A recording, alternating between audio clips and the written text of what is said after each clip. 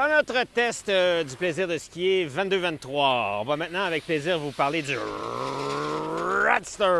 Redster avec autant d'enthousiasme parce que les Redster sont parmi les skis les plus reconnus au monde dans le monde de la course.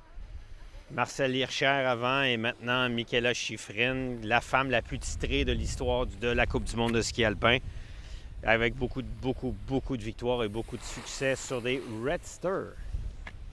Alors, ce qu'ils ont fait, c'est qu'ils ont fait un Redster un peu plus facile à skier qu'on appelle, vous le voyez peut-être, le Q9, qui est un ski à 13 mètres de rayon avec une largeur de 75 mm au patin. 75 mm au patin qui fait que dans une soupe ou un dégelé comme en ce moment, bien, ça fonctionne encore très bien sans avoir besoin d'une paire plus large. En ce moment, à 165 cm, peut-être un peu court pour moi dans ces conditions-là. Mais je le prendrais peut-être à 172 avec beaucoup de bonheur. Ce que c'est en fait, ce soulier-là, c'est un soulier de course qu'on met dans ses pieds pour aller jouer dehors toute la journée. Souvenez-vous quand vous étiez petit, vous mettiez vos souliers de course, par la porte vous sortiez, puis il fallait qu'ils vous agrippent pour venir souper le soir. Vous n'étiez pas rentrable à la maison. Puis c'est un peu ça que le Q9 va vous permettre de faire. Souvent, les gens ne profitent pas du plein billet de ski, puis après 2-3 heures de ski, là, les gens vieillissent un peu au Québec. Et les gens sont comme, oh, on va aller prendre un café, puis là, s'ils prennent une bière, bien, c'est la fin des émissions. Il n'y a plus moyen de les rembarquer en ski.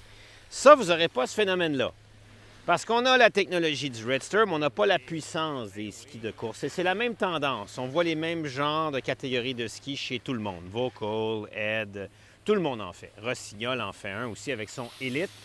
Et le Q9 s'adresse exactement à cette clientèle-là. Par contre, dans le cas du Redster, si vous regardez à l'avant, vous avez la même technologie d'absorption de vibration qui est dans le ski de compétition, qui est la technologie RevoShock. Ces 4 plaques sont en fait en dessous des ressorts et des élastomères, qui sont chacun responsables de calibrer comment le ski vibre et qui permet d'attaquer des surfaces très dures sans avoir des contre-coups dans les genoux et dans le dos. Ce qui est une des raisons pourquoi on est capable de skier toute la journée, parce qu'on a pas mal aux genoux, on a pas mal au dos, ça va déjà très bien. L'autre raison aussi, c'est que ça va être assez rapide, quick, rapide d'un corps à l'autre, et ça va nous permettre de danser d'un pied à l'autre sans aucune difficulté.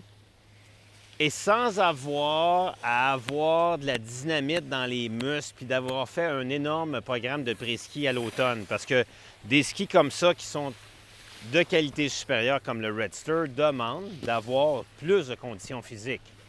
Alors, c'est super agréable à skier. Moi, je le trouve un petit peu trop petit pour moi, mais c'est parce que c'est un ski démo. Je le prendrais plus grand.